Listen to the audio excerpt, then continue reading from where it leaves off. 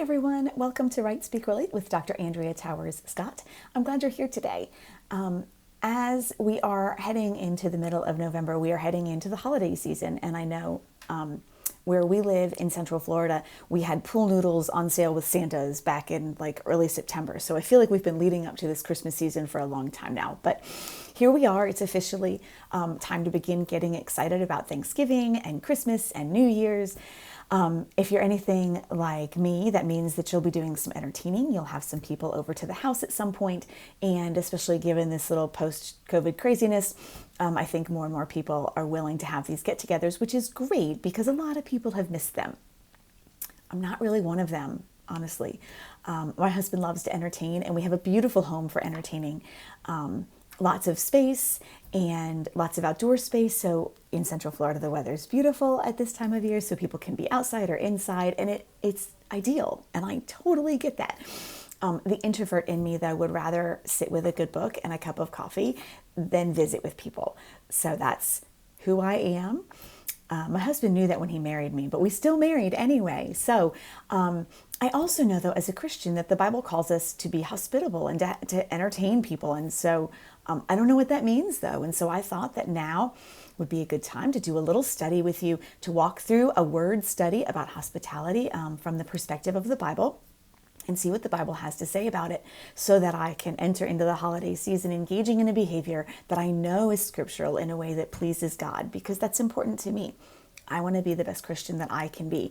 And so that means I need to know what God says about it and not just what someone else says about it. So what we'll go over today is the process for figuring out for yourself, as I figure out for myself, what the Bible has to say about hospitality.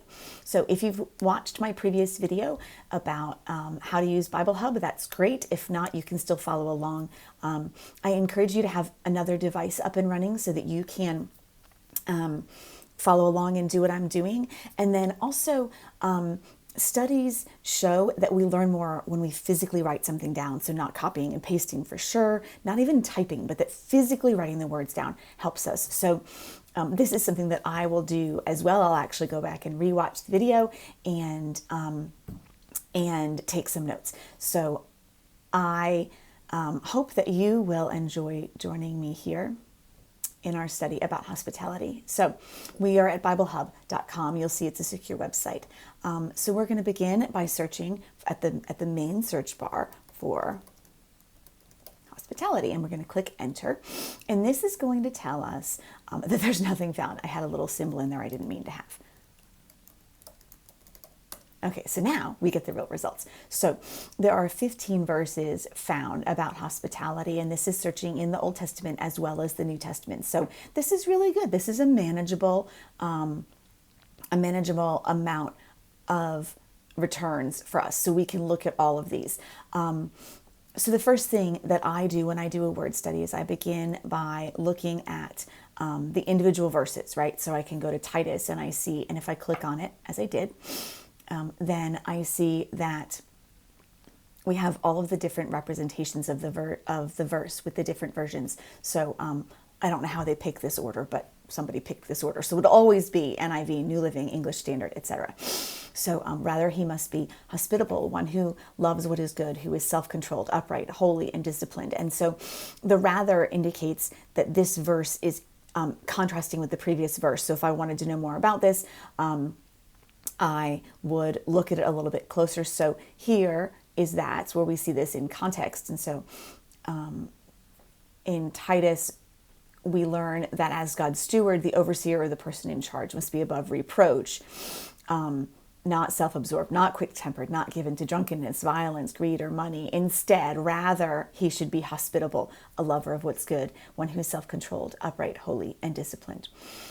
So hospitable, this is good. A good overseer, according to the New Living Translation, enjoys having guests in his home. I'm looking for other words other than hospitable, because if we want to know what hospitable means, then the word doesn't tell us on its own, or we wouldn't be doing this. So Amplified Bible, which is a really great Bible for getting deeper into what words really mean, says that they're hospitable to believers as well as strangers. And so this is helpful, but I don't think that this tells us quite everything that we might need. So if we click this little arrow here, I hope it takes us back to where we were. Nope. Sorry, I normally do this on, there we go. There we go. Okay, so just the back arrow works.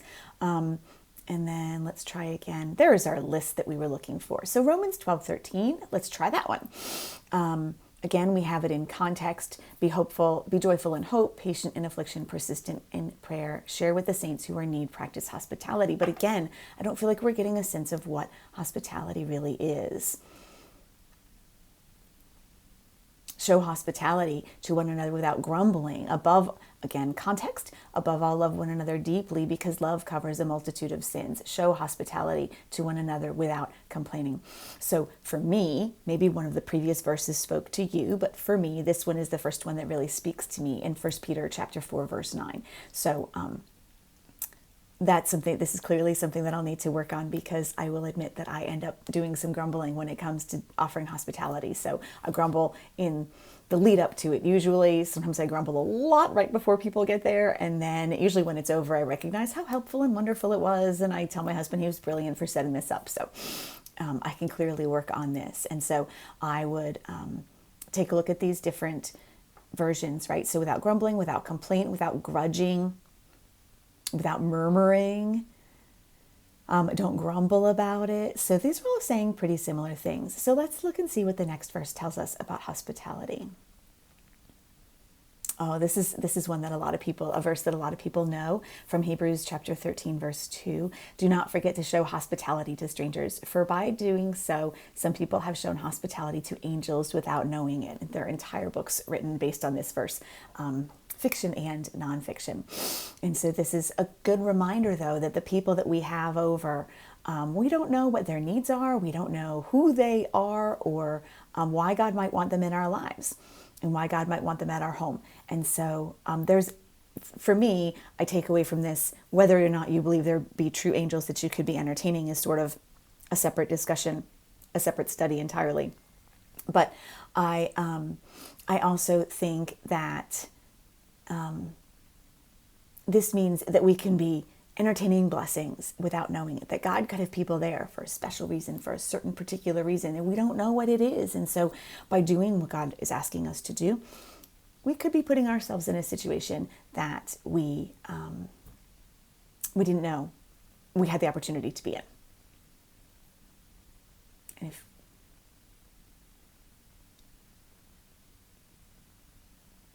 all right, so that should take care of my notifications that keep popping up. Clearly still getting used to all this. Okay, in 1 Timothy chapter 3, verse 2, we see the same sort of verse that we saw from Titus, where Paul was writing to Titus. Well, Paul's writing to Timothy here, same sort of content about an overseer being hospitable. So let's take just a minute and let's look into this, because when we see this word overseer, we want to know what it means. So, sorry, I clicked in there twice. If we go to the lexicon, an overseer, this is taking us to Strong's Concordance, and so it's going to tell us what all the words mean from their original form. So this is originally from the Greek, and we know that it's a masculine noun, episkopos, maybe, means a superintendent, an overseer, a ruler, specifically used with reference to supervising function of an elder or a presbyter of a church or congregation. So when I think of overseer, I think of like plantations down south, but this is talking about a deacon or a minister or an elder of a church. So now let's go back to our word in context. So here we go. So now what about if we replace overseer with church leader, as New Living does, or pastor or elder or deacon? So a church deacon must be a person whose life is above reproach. And then he must enjoy having guests in his home. So not just open his home to guests, but enjoy it. And so as a little side note, I don't tend to struggle with the masculine being the predominant pronoun, because I know that God intends this for all. And that's, again, a whole study on how God views women. But I believe that God intends this word for all of his people that are made in his image, as it says in Genesis. And so therefore I'm part of that group. And so There are some versions that I know some of my fellow believers prefer versions that have gender neutral terminology, and if that's your preference, those are available. So I'll generally read from whichever one strikes me as the most helpful for me at the moment, but know that God really does intend for women to be included in this. It's not supposed to be excluding women. In the King James Version, a New King James, it says a bishop. So again, that high-ranking person in the church. So not just a lay person, but people who are in positions of authority or leadership in the church need to be hospitable, having people over, or as the New Living Translation says, enjoy having guests in their home. So that, again, so another thing that I need to remember, so do it without grumbling or complaining, have people in my home as something that I enjoy. Now, am I a church leader? I think that's something that I have to, figure out for myself, and you would have to figure out for yourself. I don't think, maybe Paul only intends it for elders and deacons and pastors and bishops, but I think that when we're active in our church, we're taking a leadership role in connecting with others and fellowshipping with others, and that can fall under that heading. So again, you could feel free to take time to study that on your own if you wanted. All right, back to our list. So we see another verse in Timothy. This is about widows. So a widow is well known for her good deeds, such as bringing up children, showing hospitality, washing the feet of the Lord's people, helping those in trouble, and devoting herself to all kinds of good deeds. So this is for widows. And again, we can do some research. And so I'd be interested to know if this is specifically talking about just widows. If we scroll down like I did, you'll see that this is taking us to some commentary. So this is the actions of, this is from Ellicott's Bible commentary, the actions of the widow. But I'm looking specifically if it's just widows. And so I will read through here.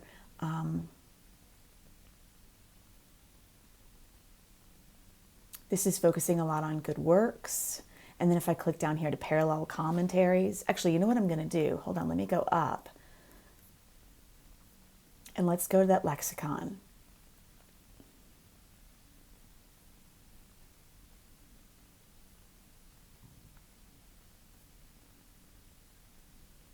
Let's go to verse 9.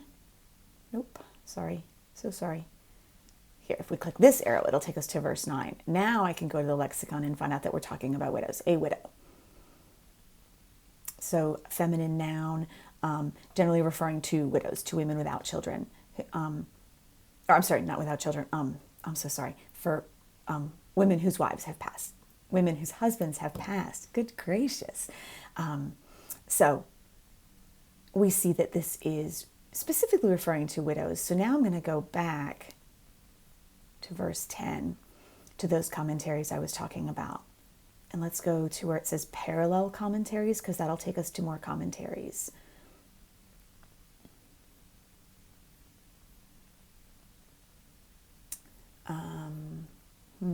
Let's look at some commentaries for verse 10 where it's talking about the widow.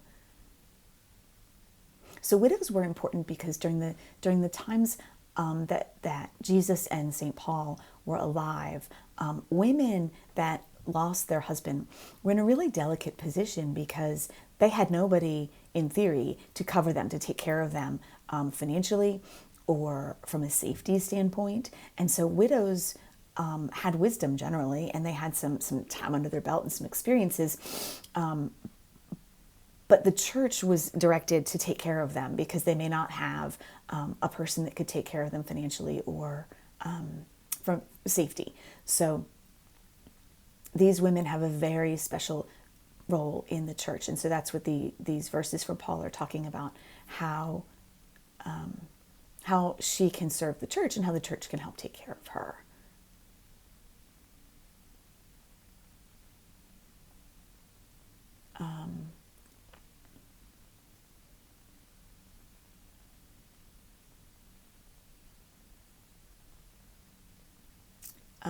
So let's see, Expositor's Greek Testament says that there were specific rules about the admission of widows to the roll of church widows, that she had to have certain behaviors, that widows no doubt had a ministry to fulfill, a ministry of love, prayer, intercession, and giving thanks.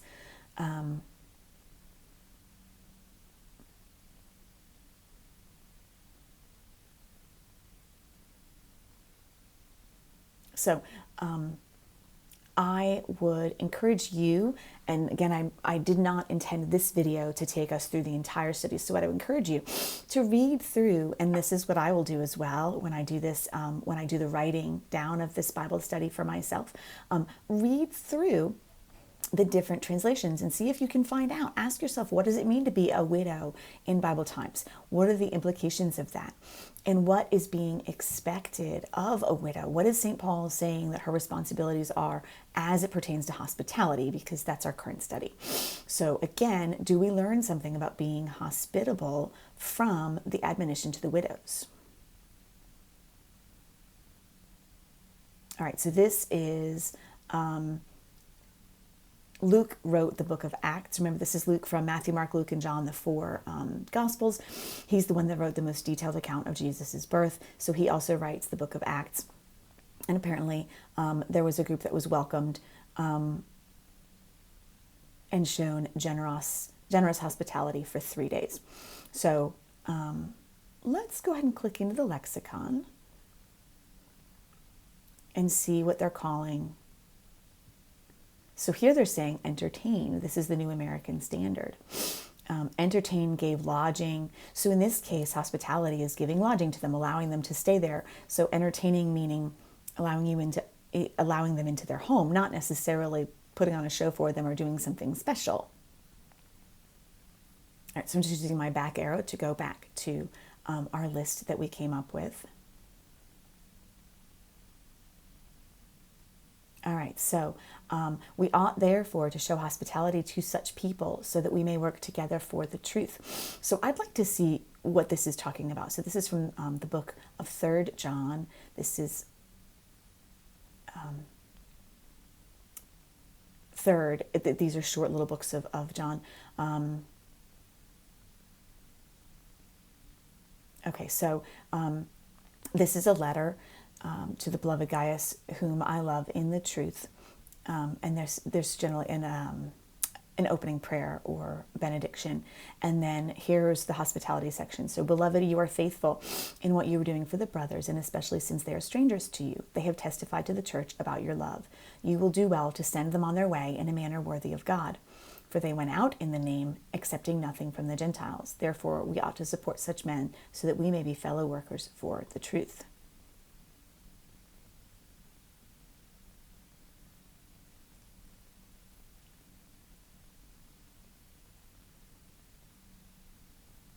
Verse 8. Okay, so dear friends, this is the same selection, chapter 1 from 3 John, in a different translation. So dear friend, you are faithful in what you are doing for the brothers and sisters, even though they're strangers to you. They have told the church, us, others, about your love. Please send them on their way in a manner that honors God. For it was the sake of the name, Jesus, that they went out, receiving no help from the pagans, the non-believers. We ought therefore to show hospitality to such people so that we may work together for truth. And so, again, can we learn from this in the 21st century? Absolutely. So I think that this is saying that whoever we have into our home, particularly other believers, we show them hospitality as we work together for truth. We understand that we're all working together for the name of Jesus, and so we should take care of the people who come into our home. Let's go to the lexicon here. If we go up here, we can go to verse 8, which is where we were. So support is the word in verse 8. To take up, to welcome, to entertain,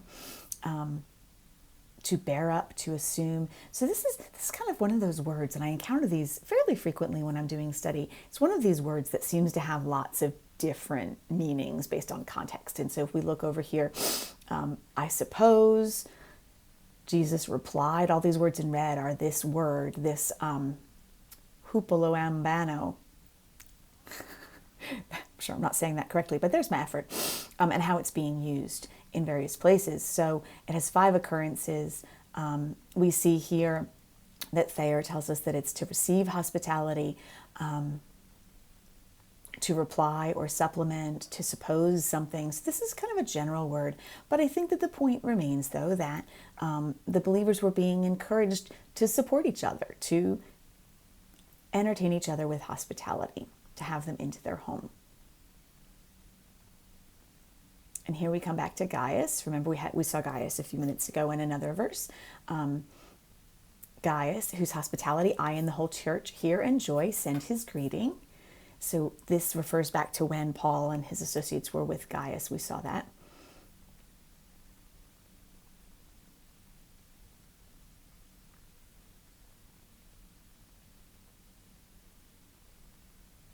So this is when Jesus is sending his disciples out. And so they're going to go start on his behalf talking to people about the new kingdom, about Jesus. And so he says, don't move around from home to home.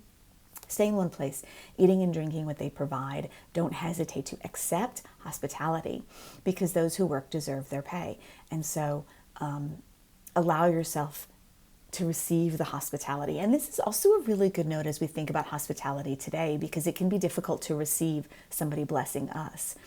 So when I'm invited to someone's house and I bring a poinsettia at Christmas, it's okay to let them shower us with blessings, to be a good guest as well.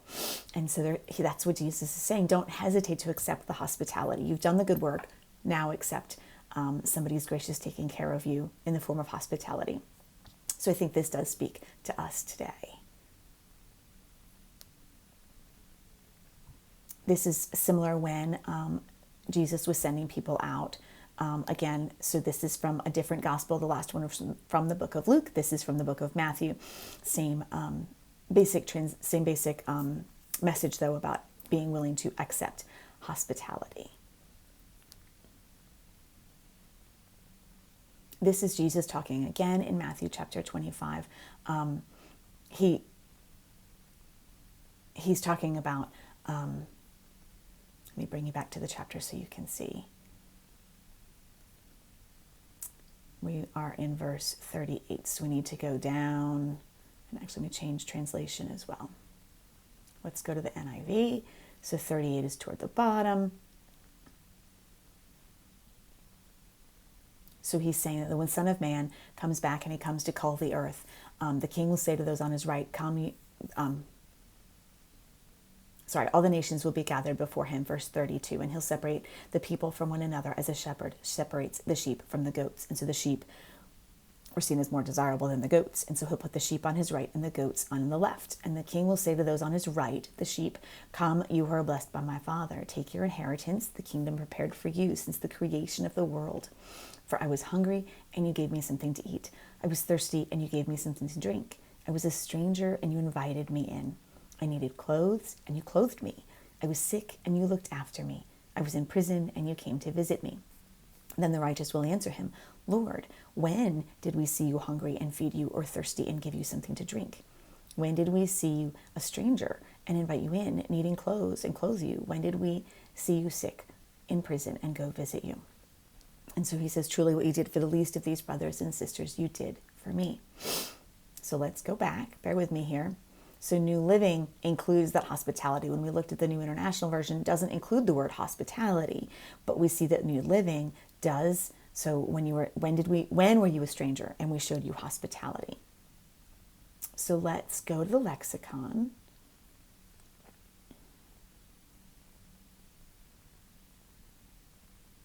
This is the word that some are translating as hospitality. So gathering together, assembling, entertaining, collecting. So you can see how this word counts, as if you will, as hospitality.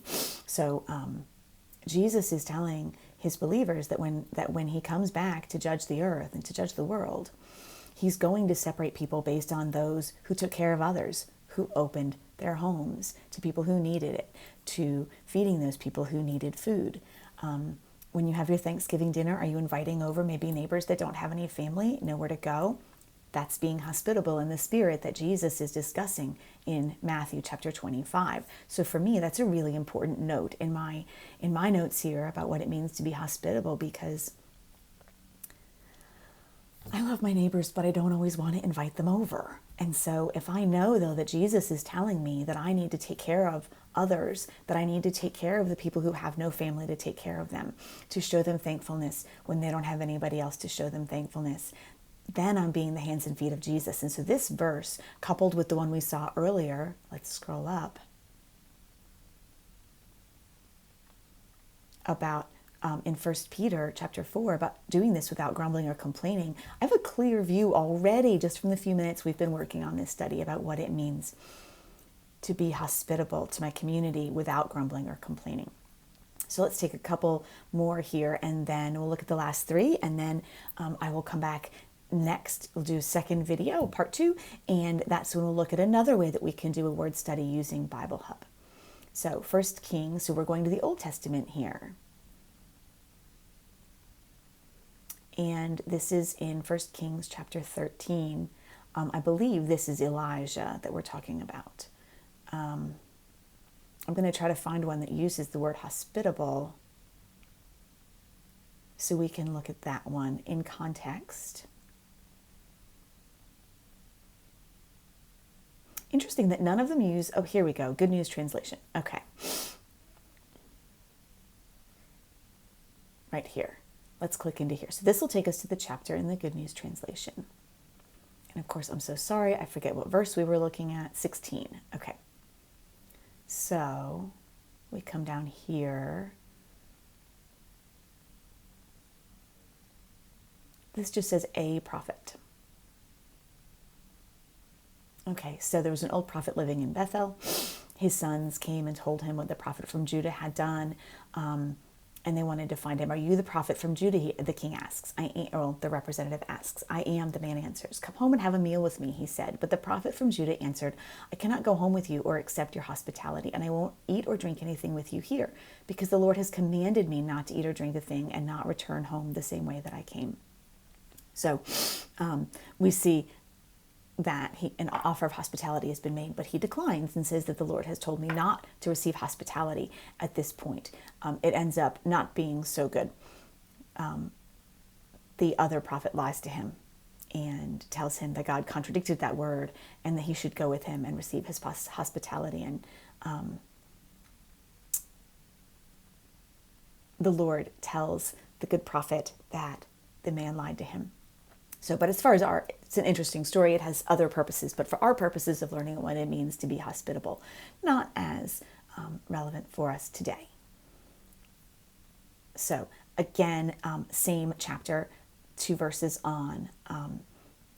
The Lord commanded an angel to take me home and offer you my hospitality. That was the lie that was told to him. And then the book of Esther, one of my favorites. I'm hosting a local Bible study on the book of Esther right now.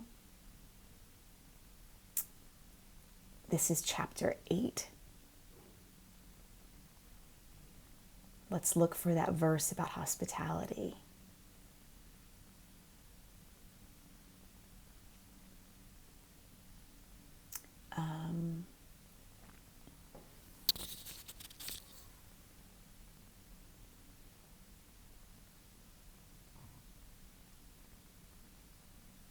Let's see. Interesting. Let's go up to the lexicon. Maybe we can figure out in the lexicon why they're interpreting one of these words as hospitality.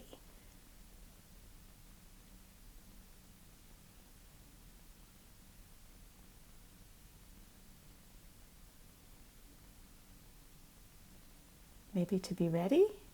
Nope.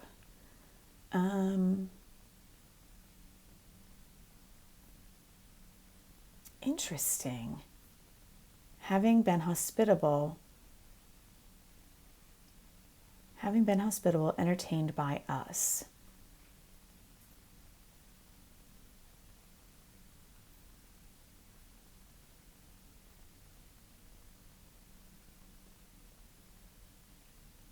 Interesting, but I don't see it when we click into it. And so again, just in case you were wondering, here's the book Esther, here's the chapter and verse, so we know what we're looking at. So if you ever kind of get lost in here, that's where it's located.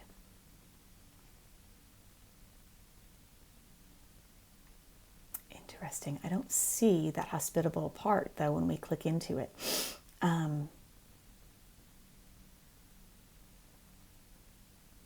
So I'm going to venture to say